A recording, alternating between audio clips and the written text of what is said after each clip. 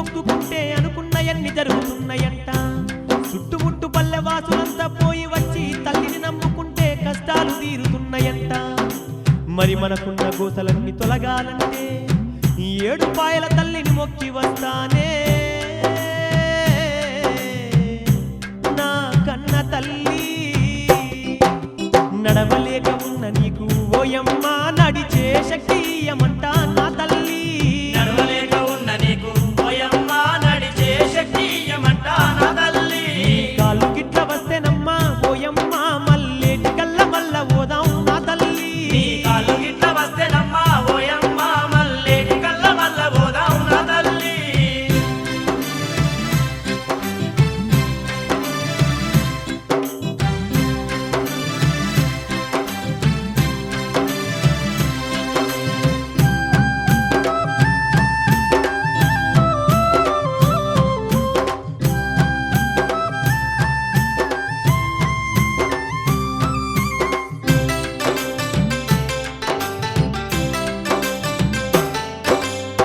ఓ నా కన్న తల్లి చెబుతాను వినవమ్మా దుర్గమ్మ మహిమలు అంతింతగాదమ్మా. కోరిన వారికి కొడుకులనిస్తుంది అడిగినొల్లాకెల్లా ఆడబిడ్డాలిచ్చే. అడిగినోళ్ళకెల్లా ఆడబిడ్డలిచ్చే. 7 పాయలకు పోయి మొక్కుకుంటే ఏది లేదనక ఇస్తుందే దుర్గమ్మ. ఎవరి నోట విన్న గాని ఓయమ్మ దుర్గమ్మ లీలలే మాయమ్మ. ఎవరి నోట విన్న గాని ఓయమ్మ దుర్గమ్మ లీలలే మాయమ్మ.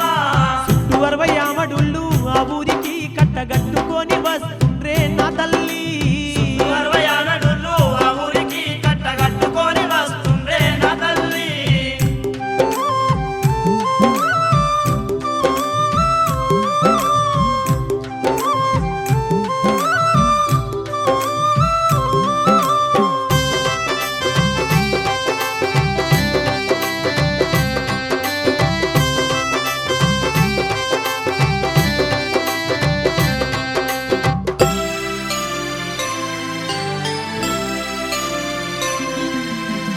అమ్మా తెలంగాణమునందు మెదకు జిల్లాలో నాగసాని పల్లెనందు 7 పాయలంట. గలగల పారే మంజీర నది ఒడ్డున ఘనముగా వెలసి ఉందంట దుర్గమ్మ తల్లి. బంగారు బండె సురికల్లో సింగారంగా వెలసి పూజలందుతుందంటనే నా కన్న తల్లి. పోయి వస్తనమ్మా 7 పాయలకు మొక్కి వస్తనే తల్లి దుర్గమ్మను.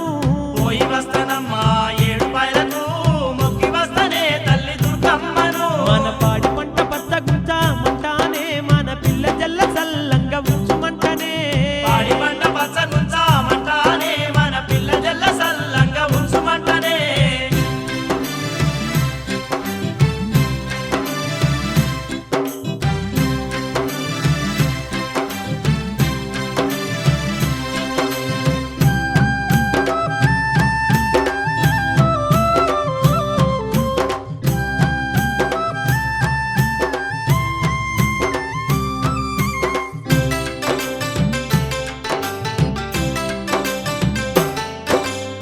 ధనదాన దప్పులు గనగాన గంటలు ఎడుజూడు దుర్గమ్మ ఎనలేని సేవలు. నదిలోన తానాలు గుళ్ళోన పూజలు శివసత్తులాటలు సిందేసే గంతులు. శివసత్తులాటలు సిందేసే గంతులు. బొట్ల బొట్ల కుండలల్లా బోనాలు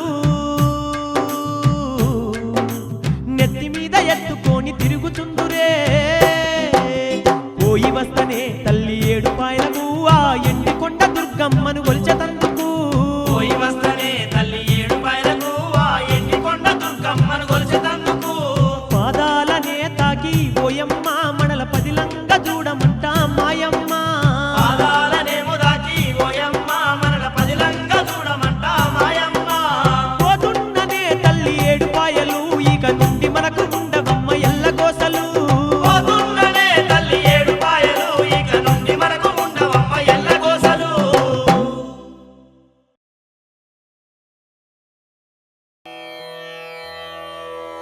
ఓం భూర్భువః సువః తత్సవితుర్వరేణ్యం భర్గో దేవస్య ధీమహి धियो यो नः प्रचोदयात्।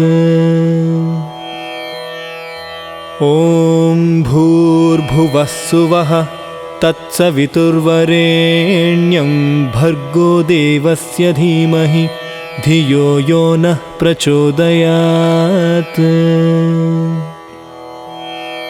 ॐ भूर्भुवः सुवः तत्सवितुर्वरेण्यं भर्गो देवस्य धीमहि धियो यो नः प्रचोदयात्। ॐ भूर्भुवः सुवः तत्सवितुर्वरेण्यं भर्गो देवस्य धीमहि धियो यो नः प्रचोदयात्। ॐ भूर्भुवः सुवः तत्सवितुर्वरेण्यं भर्गो देवस्य धीमहि धियो यो नः प्रचोदयात्। ॐ भूर्भुवः सुवः तत्सवितुर्वरेण्यं भर्गो देवस्य धीमहि धियो यो नः प्रचोदयात्। ॐ भूर्भुवः सुवः तत्सवितुर्वरेण्यं भर्गो देवस्य धीमहि धियो यो नः प्रचोदयात्। ॐ भूर्भुवः सुवः तत्सवितुर्वरेण्यं भर्गो देवस्य धीमहि धियो यो नः प्रचोदयात्। ॐ भूर्भुवः सुवः तत्सवितुर्वरेण्यं भर्गो देवस्य धीमहि धियो यो नः प्रचोदयात्। ॐ भूर्भुवः सुवः तत्सवितुर्वरेण्यं भर्गो देवस्य धीमहि धियो यो नः प्रचोदयात्। ॐ भूर्भुवः सुवः तत्सवितुर्वरेण्यं भर्गो देवस्य धीमहि धियो यो नः प्रचोदयात्। ॐ भूर्भुवः सुवः तत्सवितुर्वरेण्यं भर्गो देवस्य धीमहि धियो यो नः प्रचोदयात्। ॐ भूर्भुवः सुवः तत्सवितुर्वरेण्यं भर्गो देवस्य धीमहि धियो यो नः प्रचोदयात्। ॐ भूर्भुवः सुवः तत्सवितुर्वरेण्यं भर्गो देवस्य धीमहि धियो यो नः प्रचोदयात्। ॐ भूर्भुवः सुवः तत्सवितुर्वरेण्यं भर्गो देवस्य धीमहि धियो यो नः प्रचोदयात्। ॐ भूर्भुवः सुवः तत्सवितुर्वरेण्यं भर्गो देवस्य धीमहि धियो यो नः प्रचोदयात्। ॐ भूर्भुवः सुवः तत्सवितुर्वरेण्यं भर्गो देवस्य धीमहि धियो यो नः प्रचोदयात्। ॐ भूर्भुवः सुवः तत्सवितुर्वरेण्यं भर्गो देवस्य धीमहि धियो यो नः प्रचोदयात्। ॐ भूर्भुवः सुवः तत्सवितुर्वरेण्यं भर्गो देवस्य धीमहि धियो यो नः प्रचोदयात्। ॐ भूर्भुवः सुवः तत्सवितुर्वरेण्यं भर्गो देवस्य धीमहि धियो यो नः प्रचोदयात्। ॐ भूर्भुवः सुवः तत्सवितुर्वरेण्यं भर्गो देवस्य धीमहि धियो यो नः प्रचोदयात्। ॐ भूर्भुवः सुवः तत्सवितुर्वरेण्यं भर्गो देवस्य धीमहि धियो यो नः प्रचोदयात्। ॐ भूर्भुवः सुवः तत्सवितुर्वरेण्यं भर्गो देवस्य धीमहि धियो यो नः प्रचोदयात्। ॐ भूर्भुवः सुवः तत्सवितुर्वरेण्यं भर्गो देवस्य धीमहि धियो यो नः प्रचोदयात्। ॐ भूर्भुवः सुवः तत्सवितुर्वरेण्यं भर्गो देवस्य धीमहि धियो यो नः प्रचोदयात्। ॐ भूर्भुवः सुवः तत्सवितुर्वरेण्यं भर्गो देवस्य धीमहि धियो यो नः प्रचोदयात्। ॐ भूर्भुवः सुवः तत्सवितुर्वरेण्यं भर्गो देवस्य धीमहि धियो यो नः प्रचोदयात्। ॐ भूर्भुवः सुवः तत्सवितुर्वरेण्यं भर्गो देवस्य धीमहि धियो यो नः प्रचोदयात्। ॐ भूर्भुवः सुवः तत्सवितुर्वरेण्यं भर्गो देवस्य धीमहि धियो यो नः प्रचोदयात्। ॐ भूर्भुवः सुवः तत्सवितुर्वरेण्यं भर्गो देवस्य धीमहि धियो यो नः प्रचोदयात्। ॐ भूर्भुवः सुवः तत्सवितुर्वरेण्यं भर्गो देवस्य धीमहि धियो यो नः प्रचोदयात्। ॐ भूर्भुवः सुवः तत्सवितुर्वरेण्यं भर्गो देवस्य धीमहि धियो यो नः प्रचोदयात्। ॐ भूर्भुवः सुवः तत्सवितुर्वरेण्यं भर्गो देवस्य धीमहि धियो यो नः प्रचोदयात्।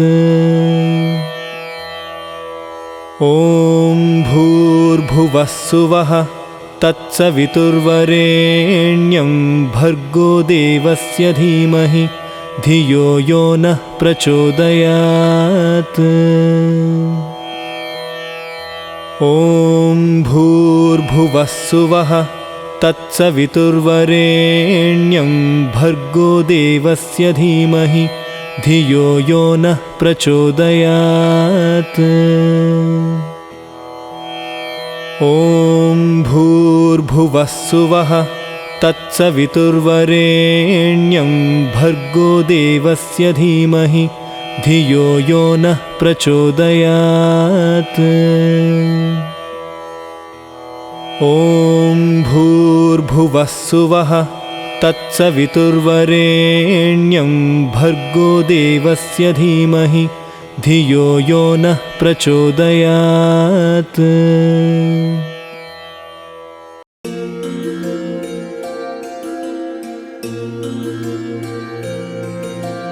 नित्यानन्दकरी वराभयकरी सौन्दर्यरत्नाकरी निर्धूताखिल घोर प्रत्यक्ष माहेश्वरी प्रालेयाचलवंश पावनकरी काशीपुराधीश्वरी भिक्षां देहि कृपावलम्बनकरी मातान्नपूर्णेश्वरी नानारत्नविचित्रभूषणकरी हेमाम्बराडम्बरी मुक्ताहारविडम्बमानविलस ध्वजकुम्भान्तरी काश्मीरागरुवासिताङ्गरुचिर काशीपुराधीश्वरी भिक्षां देहि कृपावलम्बनकरी मातान्नपूर्णेश्वरी योगानन्दकरी रिपुक्षयकरी धर्मैक्यनिष्ठाकरी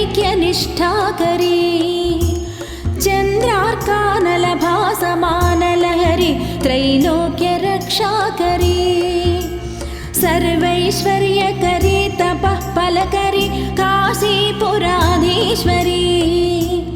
भिक्षां देहि कृपावलम्बनकरी मातान्नपूर्णेश्वरी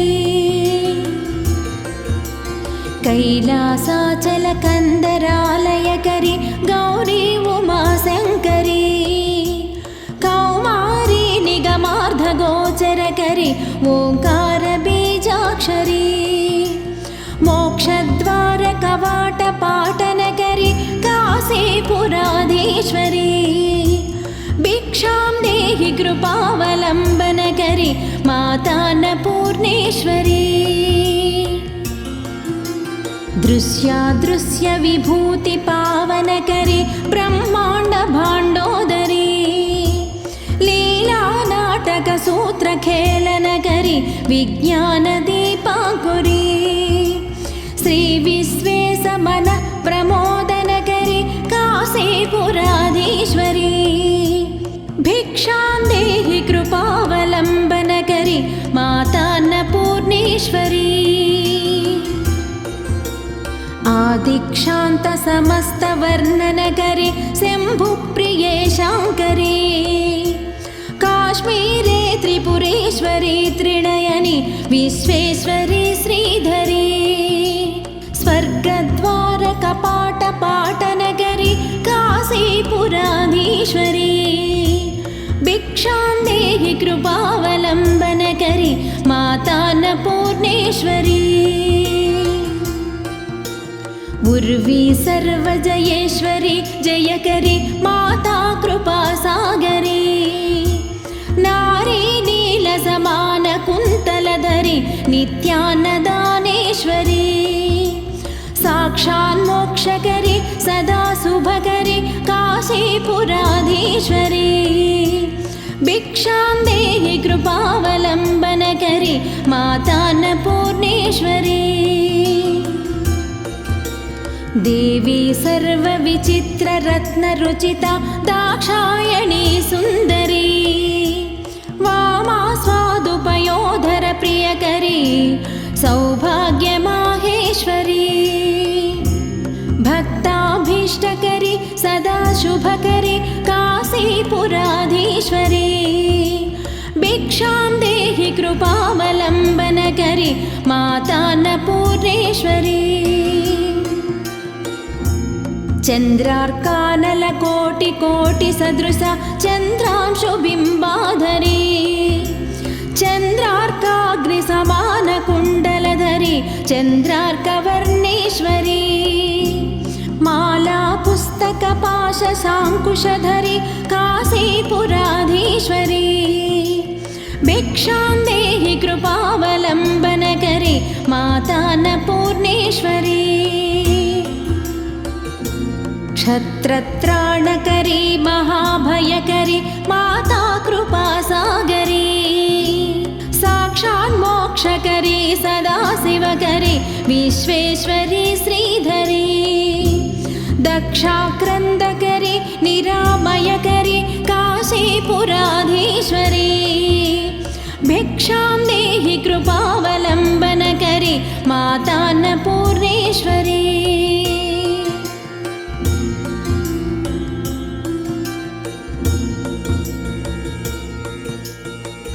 अन्नपूर्णे सदा पूर्णे शङ्करप्राणवल्लभे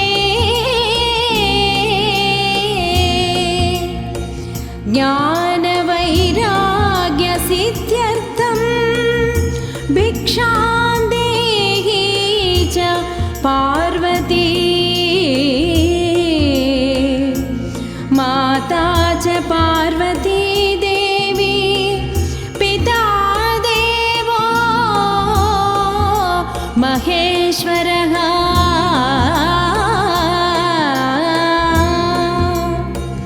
बान्धवा शिवभक्ताश्च स्वदेशो भुवनत्रयम् स्वदेशो भुवनत्रयम् सर्वमङ्गलमाङ्गल्ये शिवे सर्वार्धसाधिके शरण्ये त्र्यम्बके देवी नारायणि नमोऽस्तु ते।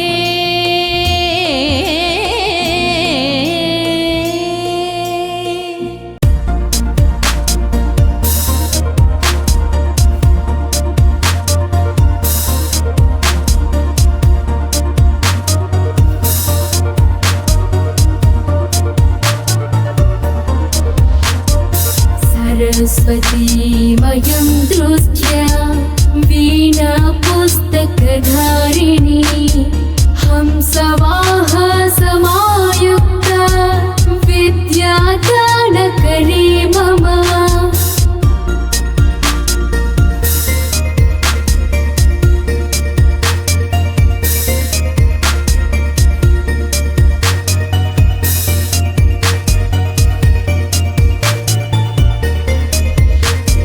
प्रथमं भारती नाम द्वितीयं च सरस्वती तृतीयं शारदा देवी चतुर्थं हंसवाहना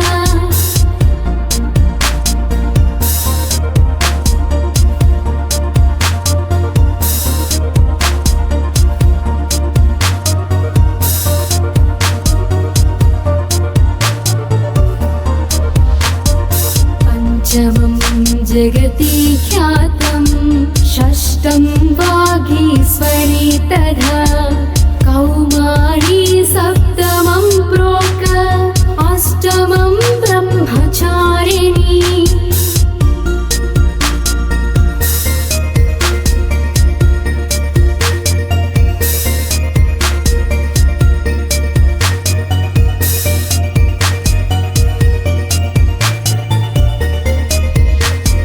नवमं बुद्धिदात्री च दशमं वरदायिनी एकादशं क्षुद्रघण्टा द्वादशं भुवनेश्वरी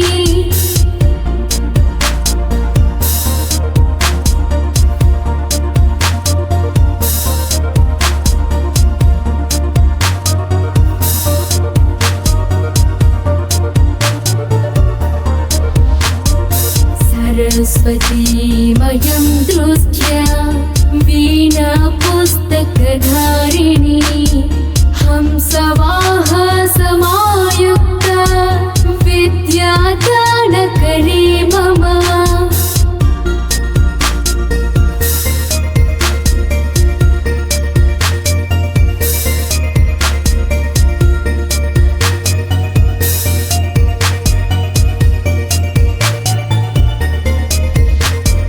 प्रथमं भारती नाम द्वितीयं च सरस्वती तृतीयं शारदा देवी चतुर्थं हंसवाहना